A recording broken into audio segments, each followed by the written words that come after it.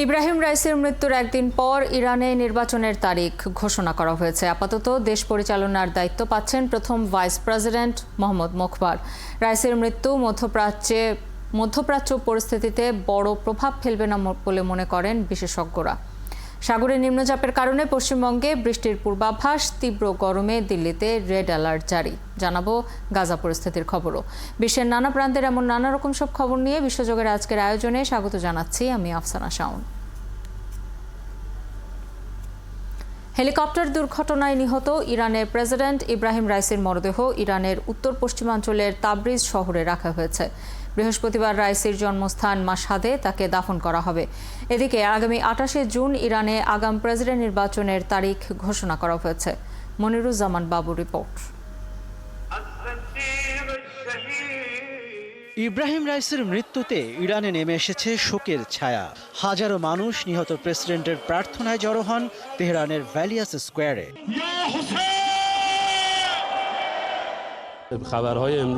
তিনি জনগণের রাষ্ট্রপতি ছিলেন এবং আমরা এমন একজন রাষ্ট্রপতিকে হারালাম যিনি আমাদের জাতির জন্য অক্লান্ত পরিশ্রম করেছিলেন।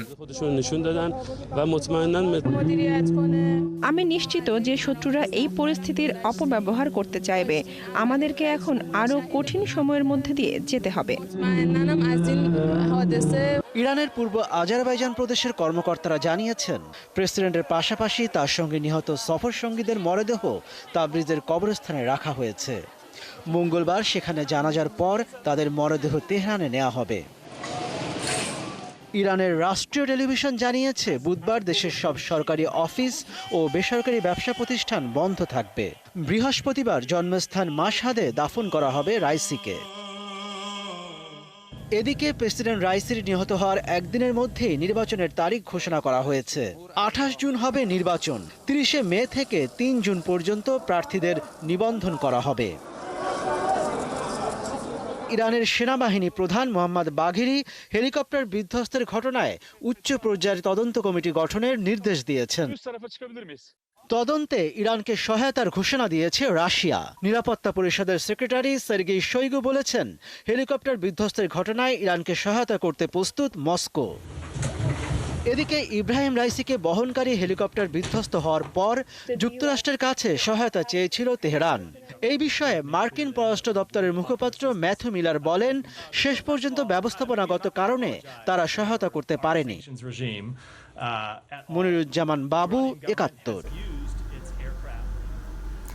এ বিষয়ে আরও জানাতে আমাদের সাথে ইরান থেকে যুক্ত হয়েছেন মোহাম্মদ আশিকুর রহমান, গবেষক ও বিশ্লেষক, আল মুস্তফা ইন্টারন্যাশনাল ইউনিভার্সিটি। আপনাকে স্বাগত জানাচ্ছি বিশ্বযোগে। ইরানের প্রেসিডেন্ট রাইসির দাফনকে ঘিরে কি কি ধরনের আনুষ্ঠানিকতা রয়েছে সেই বিষয়ে একটু জানতে চাই। আচ্ছা, মানে এই ঘটনাটা যখন মোটামুটি কনফার্ম করা হলো নিউজে এবং সবাই জানতে পেল যে তিনি নিহত হয়েছেন, তো তারপর থেকে গোটা ইরান একরকম শোকে একেবারে স্তব্ধ হয়ে গিয়েছে। যেহেতু তিনি অত্যন্ত জনপ্রিয় একজন প্রেসিডেন্ট ছিলেন, ইরানের ইতিহাসে অন্যতম জনপ্রিয় প্রেসিডেন্ট তাকে বলা হয় এবং তার অনেক রকম সফলতাও ছিল। ইরানের জনগণের কাছে তিনি ব্যাপক পরিমাণ সমাদৃত ছিলেন। তো যেই কারণে ব্যাপক পরিমাণ জনসমাগম পুরো ইরানে দেখা যাচ্ছে। প্রত্যেকটা শহরে জনগণ রাস্তায় নেমে এসেছে এবং তারা শোক প্রকাশ করছে এবং তার জন্য তারা একেবারে যেটা বলা যায় যে ভেঙে পড়েছে পুরো জাতি। এবং এই বিষয়টাকে কাসেম সোলাইমানির যখন নিহত হয়েছিলেন তখন যেভাবে পুরো ইরানের জনগণ শোকে স্তব্ধ হয়ে গিয়েছিল, অনেকটা সেই ঘটনার সাথে মানে আমি তুলনা করব, কারণ সেই সময় আমি ছিলাম ইরানে, আমি দেখেছি। তো এখনো অনেকটা সেই ধরনেরই পরিস্থিতি চারদিকে দেখা যাচ্ছে। তো ওনার যে বডি সেটা এবং অন্যান্য যারা নিহত হয়েছেন তাদের সবাইকে ইরানের বিভিন্ন শহরে নিয়ে আসা হবে, কারণ জনগণের পক্ষ থেকে একটা ডিমান্ড ছিল যে প্রত্যেকটা শহরে বা বড় বড় অ্যাটলিস্ট অনেকগুলো শহরে যেন তাদের মানে যে র্যালিটা, তাদের যে লাশ বহনকারী যে র্যালি, সেটাকে যেন নিয়ে আসা হয় যাতে তারা সেখানে শ্রদ্ধা জ্ঞাপন করতে পারেন। তো সেই কারণে ইরানের কোন শহর, তেহরান, তারপর মাশহাদ, তারপর তাবরিজ, খোরাসানের অন্যান্য অঞ্চল, এইসব অঞ্চলে তাদের এই বহনকারী যে র্যালি সেটা নেওয়া হবে এবং তারপর সেটা জানাজা হয়ে তারপর ইরানের পবিত্র শহর যেটা মাশাদ, সেখানে তাকে দাফন করা হবে। আগামী 28 জুন আগাম প্রেসিডেন্ট নির্বাচনের তারিখ ঘোষণা করা হয়েছে ইরানে। 1 মাসের মধ্যে সব প্রস্তুতি কি আদৌ নেওয়া সম্ভব? জি, এটা বলা যায় যে ইরানের দেখুন যে এই যে ঘটনাটা ঘটলো, এতে কিন্তু দেশ একটা বড় ধাক্কা খেয়েছে, নিঃসন্দেহে, এ ব্যাপারে কোনো সন্দেহ নেই। কিন্তু তারা কিন্তু তাদের প্রশাসনিক দক্ষতা দেখিয়েছে এবং খুব দ্রুত এই ভাইস প্রেসিডেন্ট যিনি ছিলেন তাকে তার মানে স্থলাভিষিক্ত ঘোষণা করা এবং একজন পররাষ্ট্রমন্ত্রী নিয়োগ দেওয়া, সহজে অন্যান্য যে কমিটিগুলো তৈরি করতে হয় যারা আগাম নির্বাচন অনুষ্ঠান করবেন, তো সেগুলো কিন্তু পুরো আয়োজন মোটামুটি কিন্তু এই 1-2 দিনের মধ্যে আমরা দেখতে পাচ্ছি যে করে ফেলছে তারা। তো এছাড়া ইরানের ইতিহাস যদি আমরা দেখি, যে ইরানে কিন্তু এই ধরনের একটা ঘটনা এর আগেও ঘটেছিল, যে প্রেসিডেন্ট তিনি নিহত হয়েছিলেন, তার নাম হচ্ছে শহীদ রাজাই। তাকে তিনি এবং প্রধানমন্ত্রী দুজনকে একসাথে হত্যা করা হয়েছিল একটা নাশকতামূলক বোমা হামলায়। এটা ইরানের ইসলাম বিপ্লবের ঠিক পরপর।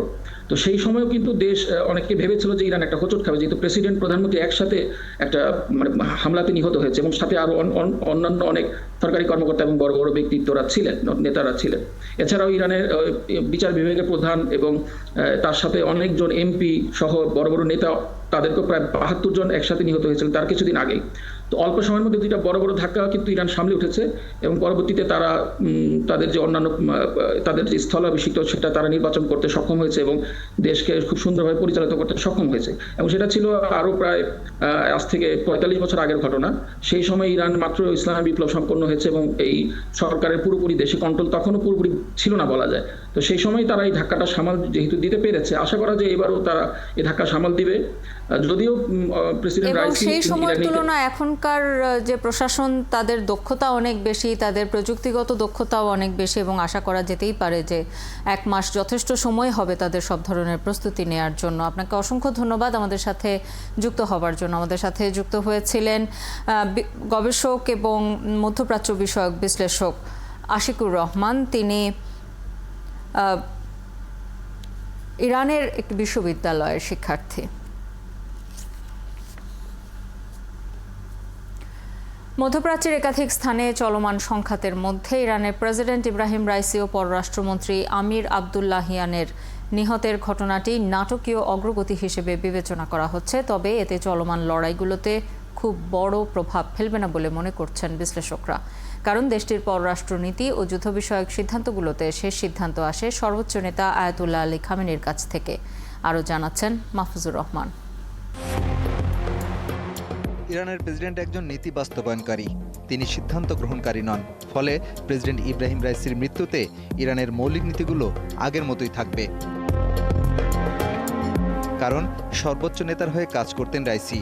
ইরানের সবচেয়ে কম গণতান্ত্রিক নির্বাচনে তিনি জয়ী হয়েছেন। তবে একই সময়ে ইরানের প্রেসিডেন্টের আকস্মিক মৃত্যু ক্ষমতার কেন্দ্রে এক ধরনের শূন্যতা তৈরি করেছে। সরকারের শীর্ষ পদে থাকা ব্যক্তিরা হয়তো এর সুযোগ নিতে দৌড়ঝাঁপও শুরু করতে পারেন।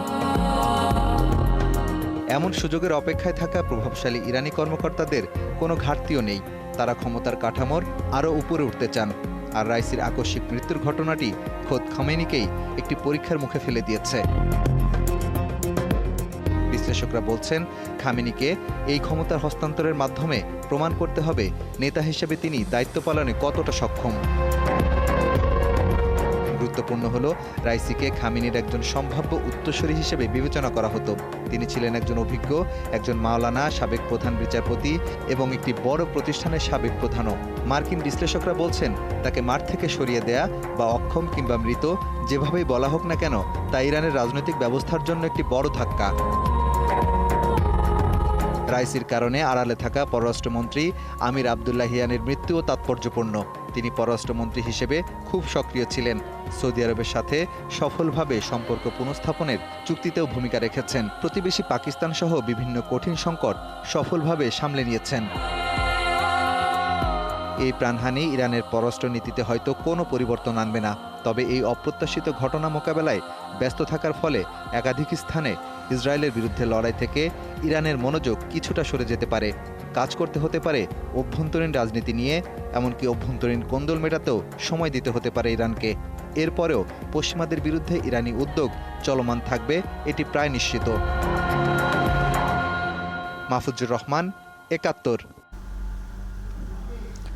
হেলিকপ্টার বিধ্বস্ত হয়ে ইরানের প্রেসিডেন্ট ইব্রাহিম রাইসির মৃত্যুর ঘটনায় ইসরায়েলের কোনো সংশ্লিষ্টতা নেই বলে দাবি করেছেন দেশটির কর্মকর্তারা। সোমবার ইসরায়েলের বিরোধী দলীয় নেতা এমকে আভিগর লিবারম্যান বলেন, রাইসির মৃত্যুর পর মধ্যপ্রাচ্যে ইরানের নীতিতে কোনো পরিবর্তন আসবে না। ইসরায়েল এমনটা আশা করে না।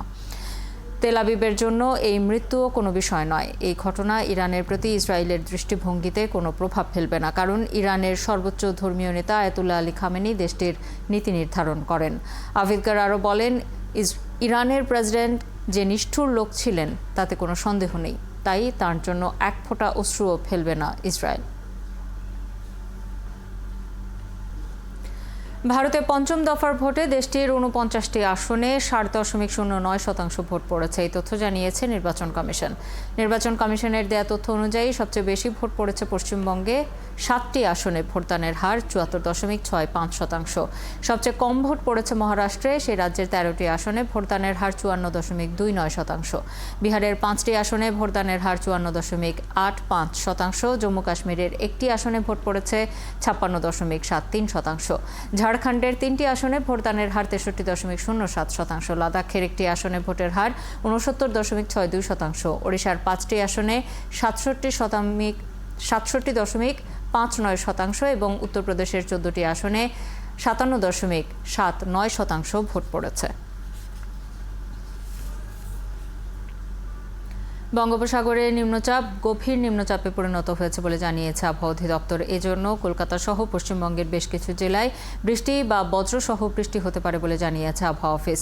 আলিপুর আবহাওয়া দপ্তর বলছে, এই নিম্নচাপ পরবর্তীতে শক্তি বাড়িয়ে ঘূর্ণিঝড়ে রূপ নিতে পারে। এজন্য কলকাতা সহ রাজ্যের সব জেলায় বৃষ্টির আভাস দেওয়া হয়েছে।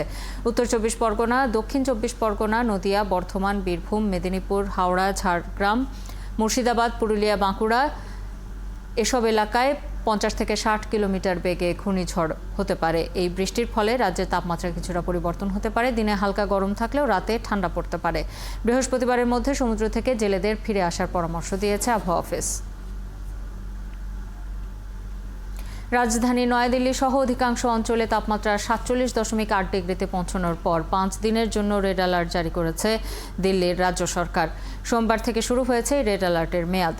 যেসব স্কুল এখনও গ্রীষ্মকালীন ছুটি ঘোষণা করেনি, সোমবার রেড অ্যালার্ট জারির পাশাপাশি অবিলম্বে সেই সব স্কুলকে ছুটি ঘোষণা করতে নির্দেশ দিয়েছে দিল্লির রাজ্য সরকার।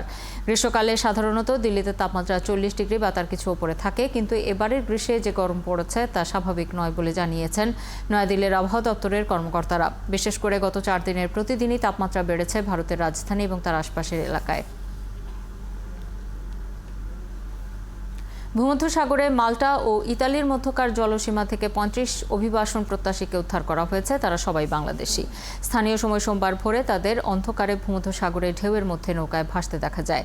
মাল্টা ও ইতালির মধ্যকার জলসীমায় টহল দেয়া ওশান ভাইকিং চ্যারিটি জাহাজের কর্মীরা এই বাংলাদেশিদের প্রথমে শনাক্ত করেন। উদ্ধার হওয়া ব্যক্তিদের বরাত দিয়ে বার্তা সংস্থা এএফপি জানিয়েছে, ওই বাংলাদেশিরা 3 দিন ধরে সাগরে নৌকায় ভাসছিলেন।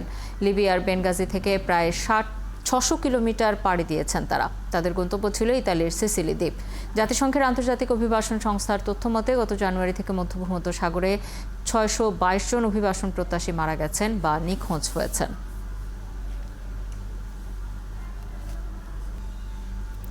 গাজা ইসরায়েলি হামলায় আরও শতাধিক ফিলিস্তিনি নিহত হয়েছেন। এতে করে উপত্যকাটিতে নিহতের মোট সংখ্যা পৌঁছেছে ৩৫,৫৬২ জনে। গাজার স্বাস্থ্য মন্ত্রণালয় জানিয়েছে, গত ২৪ ঘন্টায় ইসরায়েলি হামলায় আরও ১০৬ জন নিহত এবং ১৭৬ জন আহত হয়েছেন। উদ্ধারকারীরা তাদের কাছে পৌঁছতে না পারায় অনেক মানুষ এখনও ধ্বংসস্তূপের নিচে এবং রাস্তায় আটকা পড়ে আছেন। এদিকে ইসরায়েলের পক্ষে অবস্থান নিয়ে মার্কিন প্রেসিডেন্ট জো বাইডেন বলেছেন, ইসরায়েলি বাহিনী গণহত্যা করছে না এবং গাজায় যা হচ্ছে তা গণহত্যা নয়। আন্তর্জাতিক অপরাধ আদালত আইসিসি যুদ্ধাপরাধের অভিযোগে ইসরায়েলের প্রধানমন্ত্রী বেনিয়ামিন নেতানিয়াহুর বিরুদ্ধে গ্রেপ্তারি পরোয়ানা জারির আবেদন করেছে। আইসিসির এমন উদ্যোগের নিন্দা জানিয়েছেন নেতানিয়াহু। হামাস নেতা ইয়াহিয়া সিনওয়ারের বিরুদ্ধেও গ্রেপ্তারি পরোয়ানা জারির আবেদন করেছে আইসিসি। নেতানিয়াহু বলেছেন তিনি ঘৃণার সাথে এমন প্রস্তাব প্রত্যাখ্যান করেছেন। ইসরায়েলের প্রধানমন্ত্রীর দপ্তর থেকে জারি করা এক বিবৃতিতে বলা হয়, ইসরায়েলের প্রধানমন্ত্রী প্রতিরক্ষা মন্ত্রীকে উগ্রপন্থী খুনিদের সঙ্গে এক সারিতে বিবেচনা করায় ইসরায়েল হতাশ এবং ক্ষুব্ধ। সোমবার আইসিসির শীর্ষ প্রসিকিউটর এক বিবৃতিতে বলেন, গত 7 মাস ধরে গাজায় যে ভয়াবহ পরিস্থিতির তৈরি হয়েছে তার জন্য নেতানিয়াহু, হানিয়া সহ 5 জন দায়ী। এতক্ষণ সাথে থাকার জন্য ধন্যবাদ। কাল একই সময়ে আবারও হাজির হবে বিশ্বযোগ। সরাসরি সংবাদ অনুষ্ঠান দেখতে থাকুন একাত্তরের ফেসবুক পেজে এবং সাবস্ক্রাইব করুন একাত্তরের ইউটিউব চ্যানেল।